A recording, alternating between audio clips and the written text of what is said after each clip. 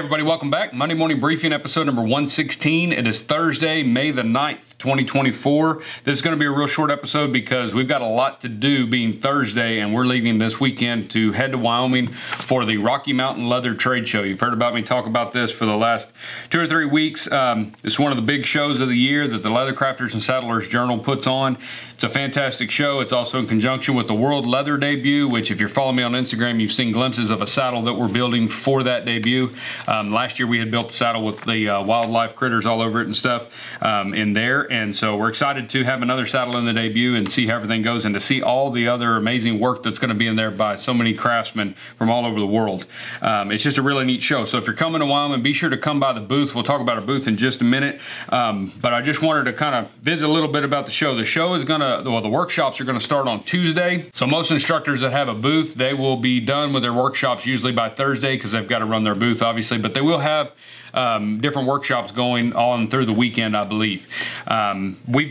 We're teaching 4 classes over 3 days, so we'll start teaching on Tuesday, and we'll teach all the way till Thursday. Most of my classes are full. I think there are still some openings. I checked it last night. Claudia and I looked at it, and I think there's 6 spots open in our beginners floral carving class on Tuesday morning. So I know it's the first rattle out of the box. Some of y'all aren't going to be there yet, so that's probably why there's some openings there. But if something happens and you get there early and you want to come in there and take that workshop with us, be sure to get with Cheryl or Ralph, and they will get you signed up and get you in there. It's going to be great. I like the beginners class. We have a lot of fun in there. It's a little shorter. Those are 4-hour classes, and then my advanced tooling is a full day of whooping on leather. So it makes for a long day, but it's a lot of fun. And we had people in Prescott that took both the beginners and then the next day hopped right into an advanced, and almost all of them tooled better in the advanced than they did in the beginners because it's kind of consistent. You know, you get that consistency, and that's what it takes with any art form, any kind of skill set. You've got to do it a bunch over and over to kind of get it down, and so hopefully they learned something. I had a lot of fun with them all, so we're looking forward to doing that again in Sheridan. And then the trade show will begin on Friday. It'll open up Friday morning, it'll run through Sunday, and I think Sunday's a short day, somewhere around 2-ish, but most people are done, you know, with what they're doing by about noon. So, but just kind of keep that in mind. Most people get on the road and head back. But if you have not received one of these in the mail, then be sure to go to Leather Crafters and Saddlers Journal's website and sign up for their mailing list, as well as go ahead and get a subscription to their magazine. I don't have one sitting up here, but I've shown one before in the Monday morning briefings. They do a magazine every other month, I think. I think it's every 2 months, and a lot of good stuff in there. A lot of good information, a lot of leathercraft tips, resources, vendors. There's a pattern pullout in there for a free pattern that comes with it. It's just a really neat magazine, so be sure to check that out. But if you're going to Sheridan, we look forward to seeing you. If you're not, but you might be going to Waco, we'll be talking about that in the coming weeks, because I'm sure we'll be getting our workshop set up for Waco. I will be changing my workshop classes for Waco. That's our intentions now, as far as what we're kind of thinking. Claudia and I, it's like, well, we think what we'll do is end up every year at Waco. That'll be my newest classes, and then whatever I do at Waco, that's what I'll do at Prescott and then at Sheridan, just so that, you know, we kind of change it up a little bit. I want to build a project in Waco. I don't know what it's going to be, but come in, let's work on tooling, but let's also put something together that we can use. I think that'll be a lot of fun. So anyway, looking forward to that. As far as the booth, I want to visit real quick with that because we're pretty excited about it. And if you remember where the World Leather Debut was last year in Sheridan at the college, there's going to be vendors in that building this year. Last year, the only thing that was over there was the World Leather Debut, so they're kind of over there by themselves. This year, upstairs, there's going to be vendors all in there. And we are going to have a booth corner area. We don't really know what we're going to call it yet, or what we've been calling it, but it's going to be Maker's Leather Supply, us, and Joe Melling. We're all going to kind of be in a corner together. We'll have our booths kind of separated, obviously, because we all three do kind of different things and have different products, but it's going to kind of be one big open booth. And we're kind of excited about it. Cheryl was asking us if we would be into that, just because that's where that would be a good place to put us and this and that, and we said absolutely. That gives us some more elbow room, gives us a little bit more space, so we're excited to be in that building. So and what Cheryl's going to be doing is they're going to have a passport, basically, when you check in at the show as a patron coming to the show. They'll give you a passport, and then every booth that you go to, they'll put a sticker on your booth. And so if you see every booth and you get that passport filled, you can turn that back in to Cheryl or Ralph, and then they put that in for door prizes. And so there's going to be some really neat door prizes being given away all weekend at this show. And being biased, I'm going to say one of the best door prizes they're going to have is going to be Aaron's Pony Express satchel. He is bringing, I think, one for sure, but we're going to build that in that booth space where him and I and Joe are working and have our booths. We're going to be working on that satchel while we're there over the weekend, and so they'll be personalized kind of. I'm sure Joe will tool something for one and I'll tool something for the other one, and both of those bags will be given away as door prizes at the show for that deal. So that's kind of the plan as of right now. So it's going to be pretty cool. I think the passport deal is a good idea just so that you don't miss any vendors. I think last year there may have been some that people didn't realize there was somebody over here or somebody upstairs there, and this year it's going to make it a lot more consistent and just a little easier to find everybody. And like I said, there's going to be a whole mess of us over there at the building with the World Leather debut. So it's going to be really neat. And we're looking forward to seeing everybody. So be sure and come by. I'm sure Joe and Aaron and I are going to be having quite a bit of fun up there, and just glad to kind of be with my buddies and be up there in kind of one big booth area together, and be able to visit with all you guys and have plenty of room and not be kind of crammed up. So it ought to be pretty neat. As far as what I've been working on, I've been working on the saddle that we're entering in the World Leather debut. If you remember correctly, last year I did a saddle with wildlife theme, had all 16 different native Texas wildlife species on there.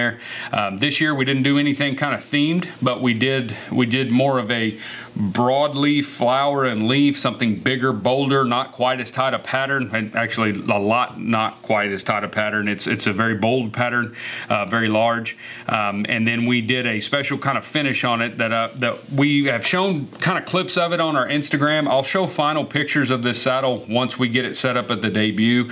We'll show some good photos of it, of the entire thing and everything. But I've had a lot of people ask, and I did a reel on Instagram today on what kind of finish I was doing, because I showed some glimpses of me applying that finish. Basically what I did was I call it resisted flowers and leaves, and what you do is I just used a simple brush lacquer, but you can use Resolene, Neat Lac, Sheen, any of those things, but you want the finish to be nice, and you want it to be like a sealant. You want it to be a very hard finish. It's not like tan coat. I use tan coat because I can oil through it, but you don't want this sealant to be that way. You want it to be a pretty harsh sealant so that it caps it off and no oil will penetrate where you put this finish. And then you can take just a cheap paintbrush, cheapest ones you can find, and paint that finish onto whatever you want to accent. It can be a brand, it can be your maker stamp, it can be little accents in the floral, or it can be the primary elements, your flowers and leaves like I did. You paint those. I did 3 coats. 2 may be enough, but I went ahead and went safely and did 3. Let those dry really and cure really, really good. Then when you're done and it's all had time to cure, you go through and oil that project. This billet has already been done. We'll go through and oil that with whatever oil you're going to use. And when you do that, take a rag or a paper towel or even a piece of sheepskin that's clean and rub any excess oil off of those elements. When you do that, as you oil this, all of this that's not resisted will get darker. Where you resisted will stay just plain light. It won't get any darker. And then you can finish with tan coat and antique as normal, and then it gives it a really cool finish. The darker you go, the more contrast you get. Those flowers and leaves will really pop out because they will be way lighter than the rest of it. We did more of a subtle contrast, so the whole saddle is fairly light, but it is darker than what the flowers and leaves are. So that's the finish.